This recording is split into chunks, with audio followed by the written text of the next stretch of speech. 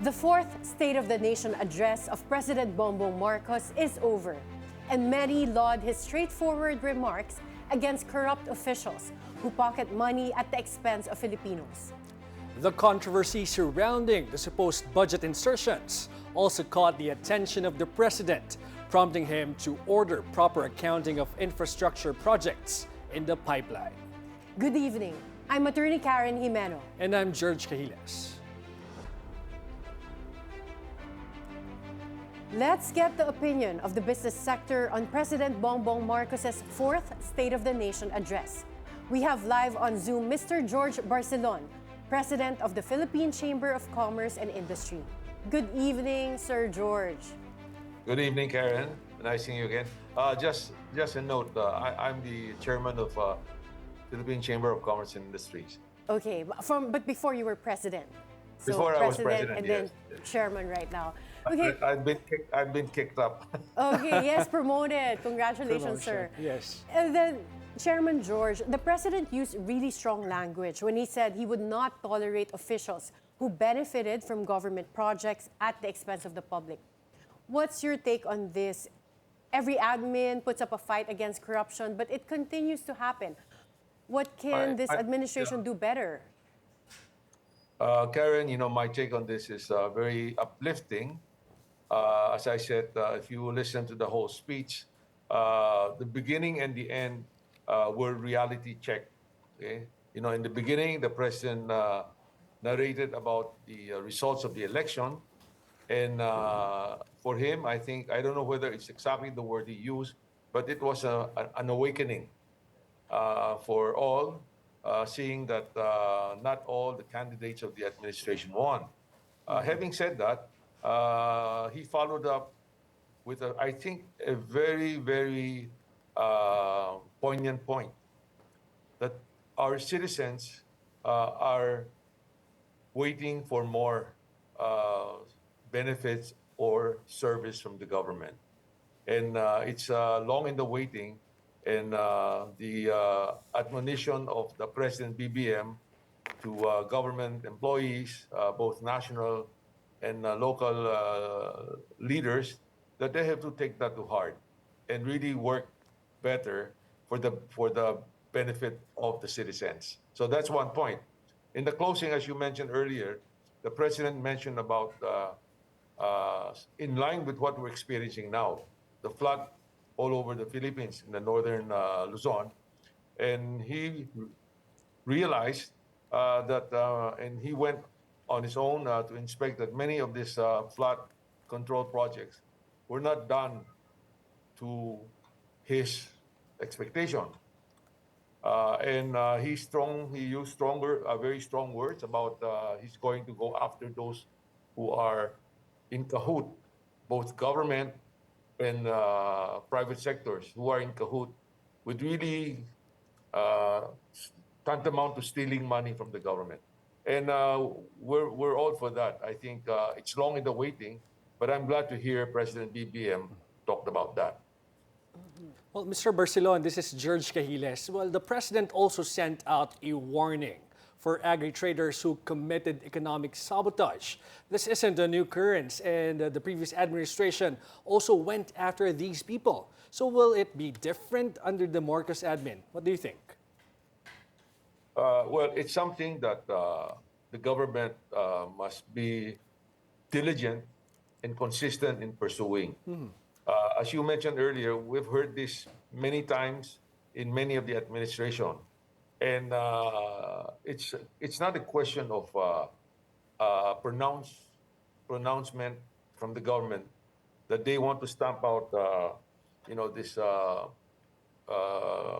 parties that are manipulating, especially food-related commodities.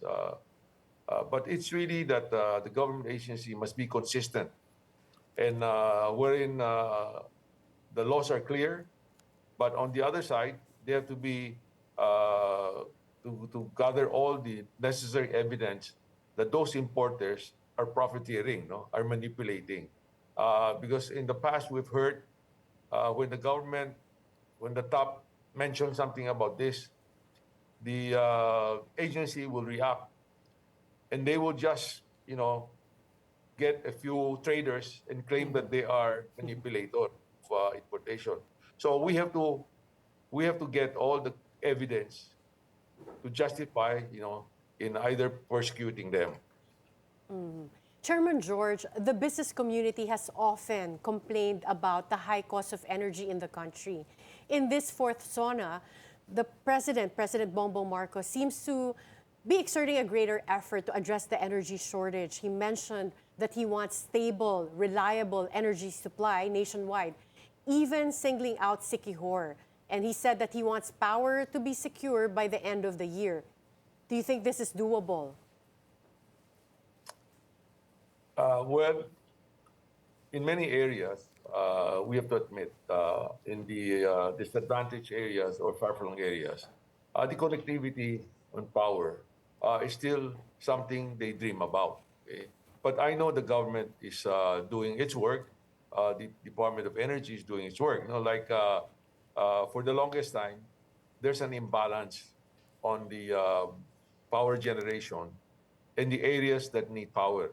We have excess power in the Mindanao area, while Visayas is lack of power. But what was hampering, the connectivity is the grid, and this was taken up, and I believe that the proper government agency is doing their work, and they're fast tracking. So that's one area that the power sector must look into. On the other side is that the cost of renewable energy is really higher. Solar energy, wind energy are really higher than base load power generator through fossil fuel or LNG. And as such, that we have to deal with that by, being more competitive as far as using energy is concerned.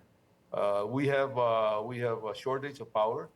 We have met many businessmen from abroad that showed interest, but one of top of concern in their mind is our availability and affordability of our power. But the government, I know, is really focused on this area. But putting up a base load power generator is not fast. You're talking about 4 to 5 years. Okay, in the renewable energy such as wind and solar, a lot of big companies are going in. The Meralco Group, Mr. Ricky Rason. So these are in the work, and I hope that hopefully these are faster. So hopefully in the next year or 2027, that there will be maybe a couple of gigawatts that will be on stream for the consumer and for the industry. Okay. Were you hoping to hear about nuclear power? This has also been explored by companies like Meralco, and we do have that 123 agreement with the United States as well. Well, talking about nuclear power, the very first trip President BBM traveled to the United States, and that was in New York. And I was fortunate enough to sit in one of the discussion regarding power, and that was already being talked about. Because nowadays, the nuclear power plant, the new technology, it's called modular nuclear power plant. They're smaller in capacity, but they can be upgraded or size can be made bigger within a reasonable time. But even that alone takes about, I heard, I'm not an expert in this, takes about 7 years to put up. And I'm sure that those private sectors that are interested can do it. But putting up a nuclear power generation, it's not as simple that you want to put it up, because even acquiring the feeds, the radioactive that needed, uranium or plutonium, all of this are very strict by the international nuclear bodies. No, So, but it's in the work. I'm very supportive of the government going into that type of power generations. Well, Chairman, speaking of the President's U.S. trip, well, one of the things that he did not mention in his SONA is the impacts of the supposed lopsided trade agreement with the United States. What do you think about that, sir? Well, actually, me and a lot of my friends, no, we our attention were really focused on the whole zona, and we kept waiting for that portion when that issue would be that will be enlightened. But unfortunately, it was not taken up. The reason why we, as I said, that it's an issue on top of mind is that we agreed to give zero tariff to American imports. Okay? And there are different versions. We've heard that there are selected sectors that will not be zero tariff, but it's not clear. So I thought the president would have taken this occasion to clarify. But on the other side, I can understand. In one of the interviews of ambassador, our U.S. ambassador, Philippine ambassador to U.S., Ambassador Pedro Montes, he did mention that the discussion is still ongoing. Okay, as of now, it's actually, if you talk about the figures, originally it was 17, then it was bumped up to 20, then it came down to 19. Okay, anyway, whatever it is, from the pronouncement of Ambassador Pedro Montes, he said the discussion is still ongoing. And we're hoping that the U.S. would consider giving us a lower rates. Okay? So we're hopeful that that can be achieved. Because whatever lower rates for us would allow us to have better comparative advantage. All right. Thank you very much, Mr. George Barcelon, PCCI Chairperson, for being with us tonight. Thank you. We'll pause for a quick break. Stay tuned for BNC's 2025 SONA coverage.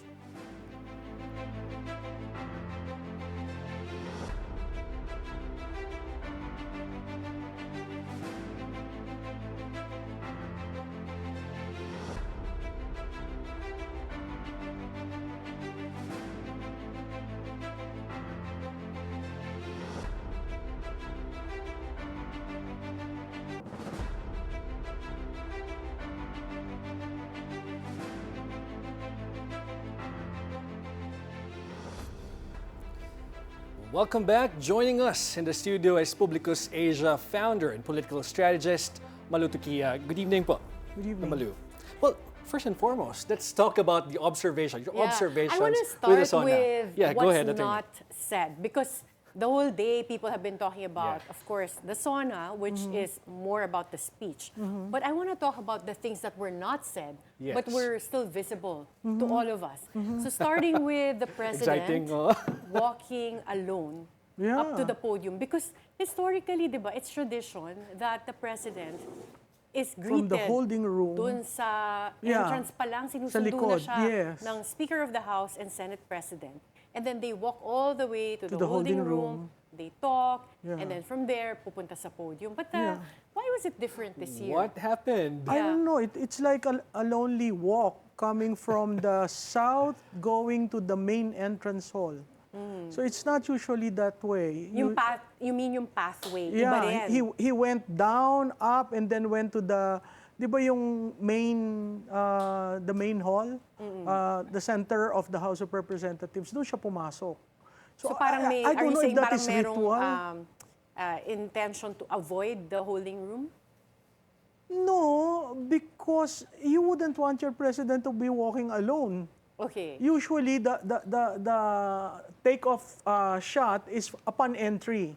Yeah. The SecGen will call, ladies and gentlemen, the President of the Republic of the Philippines, he enters. Yes. But this one, there was a long shot of him walking by himself. Yeah.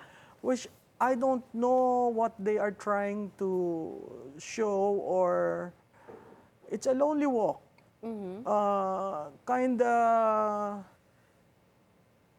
a lot of spent time not being with the people, not being But with maybe directing wise, are they trying to show that he's an independent person? I doubt very much. Is he trying Yeah. to project something with Well, what yes, happened? they were trying to project definitely something, but that was not traditional walk of presidents going to deliver a State of the Nation address. Usually, it's from the entry that the shot is taken, and then he enters as his name is being called. Yeah. And well, earlier when I was doing the SONA coverage with former presidential spokesperson Edwin Lacerda, he went into the history of the president, customarily, even in the United Kingdom, Great Britain, and the United States, they are invited by the House. And in the past, meron pang tradition sa Great Britain where the king knocks on the door, sasarahan pa siya ng pinto, tapos kailangan Tsaka siyang bubukas. pagbuksan para i-welcome. So, Yeah. sabi niya, doon nang start din yung tradition natin sa Pilipinas na susunduin ng members of Congress, which is the Senate President and the House Speaker, from the entrance of Batasang Pambansa all the way inside to the Batasang Pambansa. So, do you No, the think... two wait on the rostrum. And it's the contingent, Yes, the House and contingent the pala Senate. picks Oo, him up. oo. So, why... but would you see any... Departure from tradition? Yes, any No, effort to... Probably they just wanted him to walk, take a long shot by himself. Okay. I don't see any, meaning to that. Well, the other thing that I think was also unusual as of today was Senate President Cheese Escudero spotted going to the House this morning before the SONA to discuss the budget or to meet with Speaker Martin Romualdez. But they said this breaks from tradition. The Senate President going to Yeah, the that Speaker. one breaks tradition. Yeah. And it's an early powwow, and there is no State of the Nation address still. Yes. So I guess it's informal meeting, trying to get sense of how they will execute the State of the Nation. But that is not usually done. Okay. And of course, this is the SONA of the president. Let's talk about, you think, the major points that you think was glaring. Kasi sinimulan niya yung SONA niya congratulating all the winners of the midterm elections. And he said na parang, parang tapusin na natin tong ating differences. And let's move forward. What do you think? Is that a good opening line for a SONA? But he also mentioned in relation to the election that he learned. Yes. Yes. Marami akong natutunan sa election na to. Yes. What is Exactly. your take on that? I think that's a Manu? good take-off point for the fourth State of the Nation address, because it's a realization that you have an administration that is not popular to the people. The fact that the Alianza didn't get much of their candidates in the winning column is a reality that he has to contend with. And with that comes the realization that the agenda of the president may not be an agenda that will be defined by him solely, but it will be an agenda defined by the rainbow coalition that is present in the Senate. Yeah, but they will also have the absence of Vice President Sara Duterte. Yes, and Normally, so- the Vice President attends the State of the That's Nation right. address, but she decided not to be physically there. And but her from what I allies in the Senate. understand, that Together with the sister and the three Yes. senators Oh, of yeah, the so- Duterte bloc. Senator Aimee was not not there. present. Who Present? else was not present? I didn't Bato de la Padilla, Rosa. Go, Yes. Bato de la Rosa. But earlier today, when there was a vote for the Speaker of the House, hindi nagboto for Speaker Martin sila. Frasco, Si Frasco, Albi Benitez, yes, and and then then the Davao. Paulo Duterte Contingent. and Ungab. Omar Duterte, Ungab. So, do you think that this signals also like yung hindi magiging possible yung sinasabi ni President Bongbong Marcos sa start niya na let's put this aside or ayusin na natin? I doubt very much, especially when in the SONA there was no mention of the Supreme Court decision, of the impeachment, It's true. and of the the ICC, yes.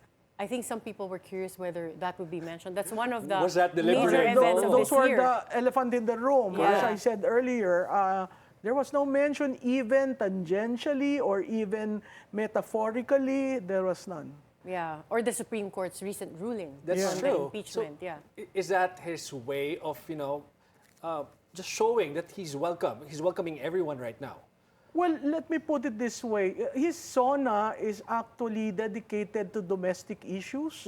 Like majority of it is written in Tagalog. That's And right. he not being articulated in Tagalog was really an effort to listen to him. No? He was struggling a He bit, was struggling, right? yeah. So this is different from the first three. This was really domestic agenda, what I plan to do.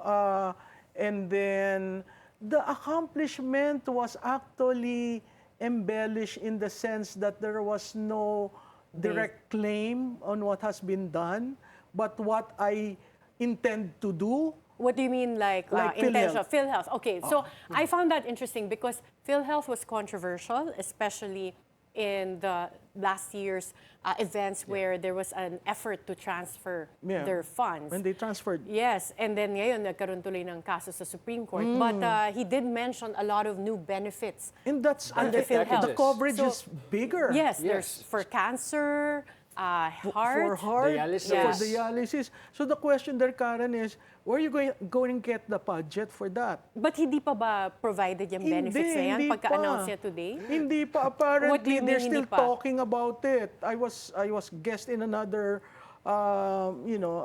interview, and I had the benefit of PhilHealth spokesperson being there, and he was saying that these things are, yes, it's being talked about, but there is no actual rollout. So when you look at the SONA of the president, it seems like huge instructions, huge pot of instructions for all his agencies. This is what we're going to do.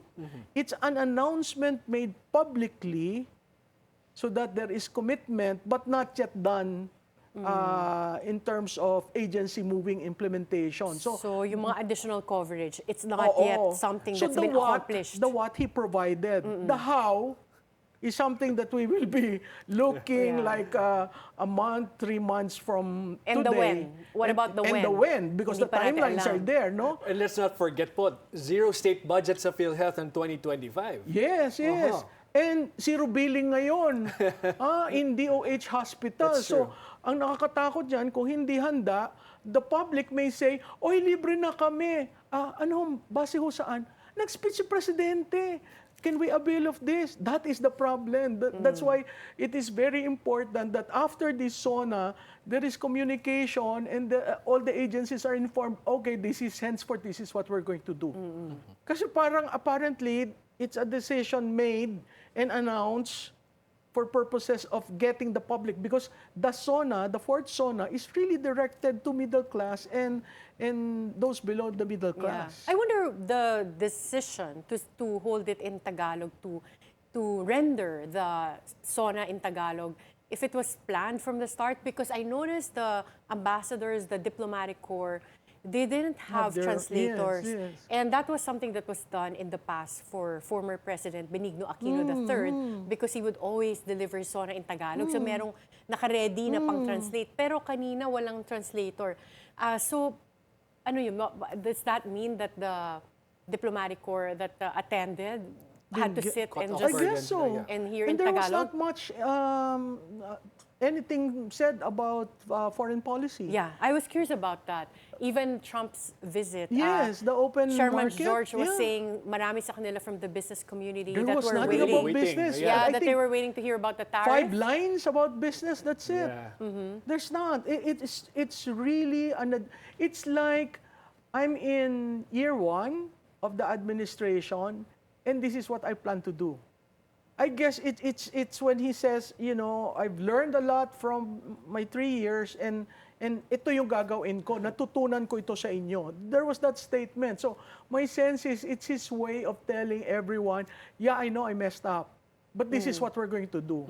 So he's moving forward, not discussing all the problems that we have because of the 3 years, except at the end when he said, mahiya naman kayo. Okay, and that's in relation to the flood control Yes. project. So I want to pick your brain on that, Malu, because when he mentioned the flood control projects, yung insertions na issue dyan with the 2025 GAA, which became the most controversial budget in Philippine history, it was Politico that first broke that news. They published it, and then later on, it was Bilyonaryo News Channel that first reported on it.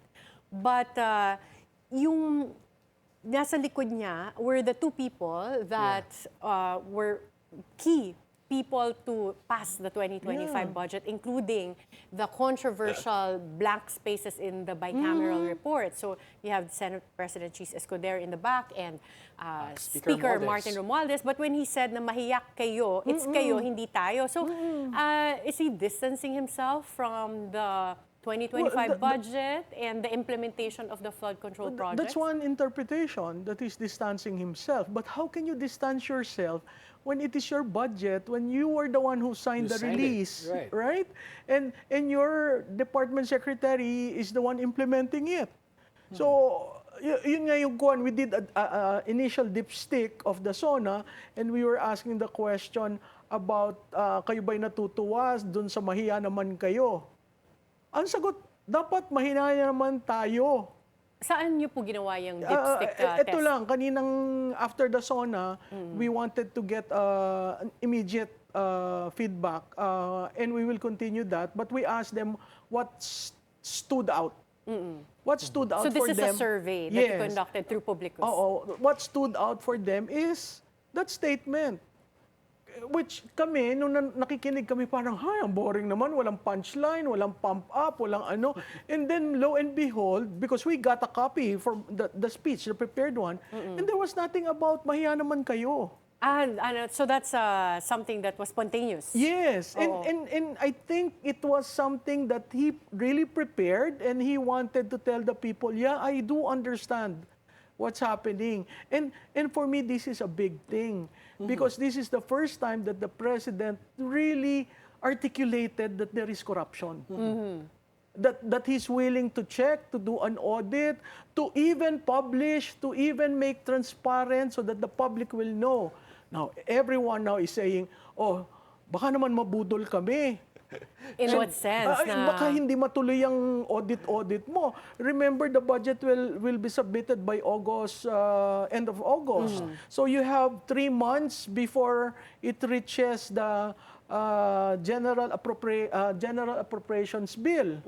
Then it goes to the Senate, by which time all these questionable transactions will be now part of a committee hearing by the Appropriations Committee and the Finance. So how do you now move around those, realities, the real politic? I mean, when the members of Congress started clapping, I saw some, oh my God, he is clapping, but he has a huge insertion. Diba? So kung ikaw yung taong bayan na nakikinig ka, bakit sila pumapalakpak? Actually, I was wondering about that because when he said, mahiya naman kayo, and then nasa likod niya yung dalawa, key proponents of the 2025 with the huge insertion. I was thinking, di ba awkward to? But that's true, and it's a standing ovation. The most, I think, it was a standing ovation. But then how much credibility do you think this whole audit will have?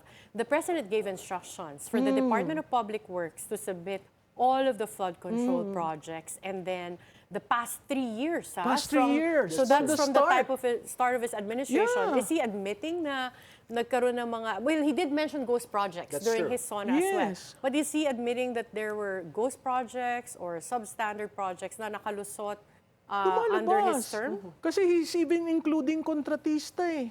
Exactly. They will be included. And I go back, how many contractor legislators do we have? And why just now? Why now? Yeah. Apparently last year, he heralded the 5,600 or 2,600. There was a praise for the flood control projects last year. Divine Providence proved to him that's not true. And until today, that's not true. So when you have a Senator Lacson saying 1 trillion have been lost for how many, and some people saying hundreds of billions, you really have to look into it. We'll have more of that discussion later, but we'll pause for a short break and keep it here on BNC, the Bilyonaryo News Channel.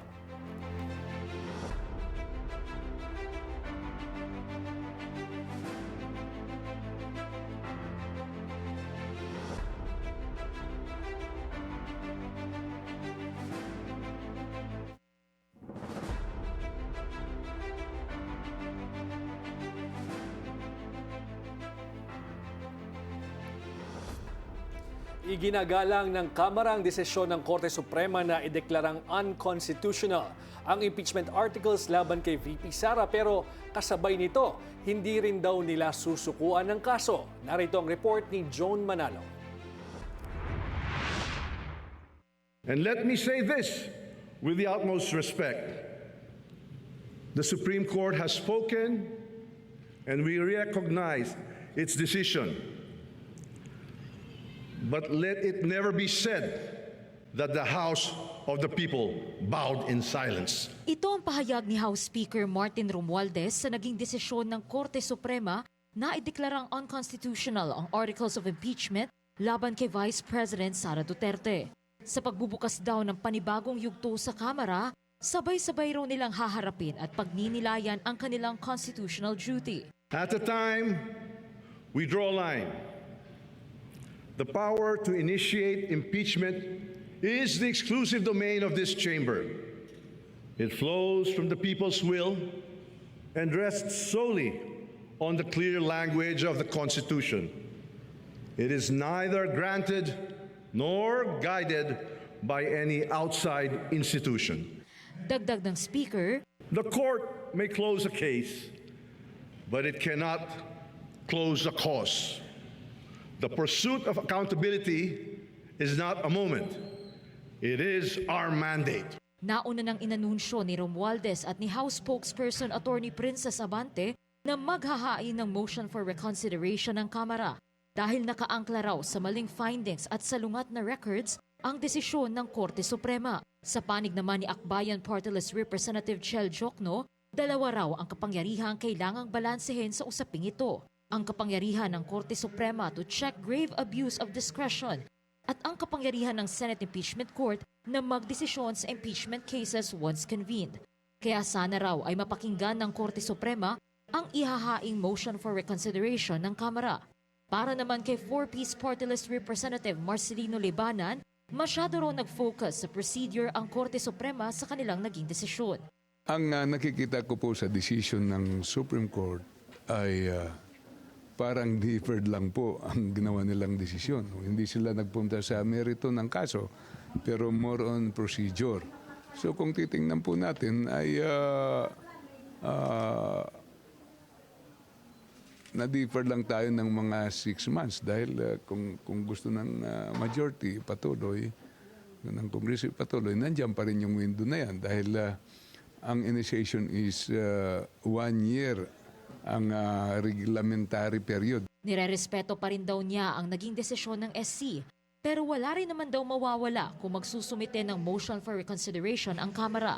Isa sa mga miyembro ng House Prosecution Panel si Libanan noong 19th Congress. Para sa Agenda, Joan Manalo, Bilyonaryo News Channel. Okay, Malu, we only have a few minutes left, but I wanted to pick your brain on 2 key points. One is on the issue of water concessions. It was mentioned by President Bongbong Marcos as well on holding concessions accountable.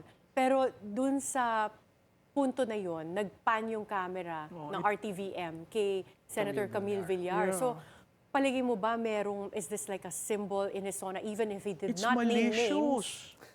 It's really malicious, Karen, because you can find it wherever.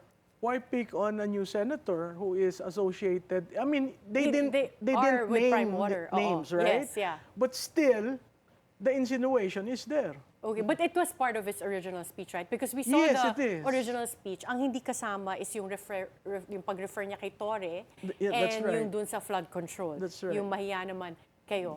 But lastly, with everything happening yung sa body language, lahat kami nila, Gerg, napansin namin na mas visible ngayon si Sandro Marcos. Yes. Up until lumabas si Presidente. Because he's now majority floor. Yeah, and did he break a record? Is he the youngest majority Yes, floor yes. leader in And history? I think he's the first coming from a one term. Yeah. Na Yeah, it's biglang second term eh, no? Yeah. Yeah. Pero, syempre, talking about Sandro Marcos, sa tingin mo ba, syempre, budget insertions among others, ano?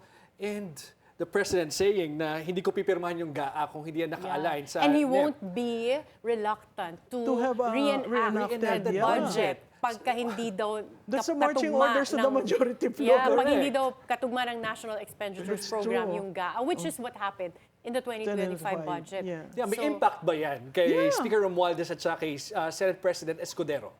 Yes. Because right now they cannot do any, insertions. That's one. BICAM will have to be very open. And third is it has to, essentially, you have to follow my priorities. That's what he's saying. Follow my NEP, you follow my priorities, we're not enemies. Yeah. And meron na ba kayo alam kung sinong Committee on Appropriations, There's Chairman? talk of having someone from Nueva Ecija, I think. Okay. But Female. Malu, given everything, all the issues, and kind of like the unspoken words today yeah. na nakikita sa body language, do you think that matatapos yung term for the Senate President and Speaker of the House, given all the issues, particularly the budget? So, Kasi magtatagal papasok na ba? tayo. I think magtatagal ba both sila? are on tenuous hold. The Senate President because of the impeachment court, and the Speaker because of, parang sinabihan na rein in your blip, your grid actually, rein in your grid. So my sense is this is just a holdover thing. May pagkakataon ba or possibility na si Sandro ang ginugroom nila to be Yeah, Speaker? next speaker. I see him to be really? the next Speaker. Wow, so young. Interesting. So Malula, final words, ano yung biggest takeaway mo from this fourth SONA? Well, the public has to continue being engaged. The President promised something that we want, which is accountability and transparency, especially on the flood control and the budget. Those are two challenges that would be very, very hard for him not to fulfill, considering it's very near the end of his term. Thank you so much, Malu. I wish we had more time. Bitin ang Bitin kwentuhan, ang kwentuhan George. natin. Yes. Thank you for joining us, political strategist Malu Tiquia.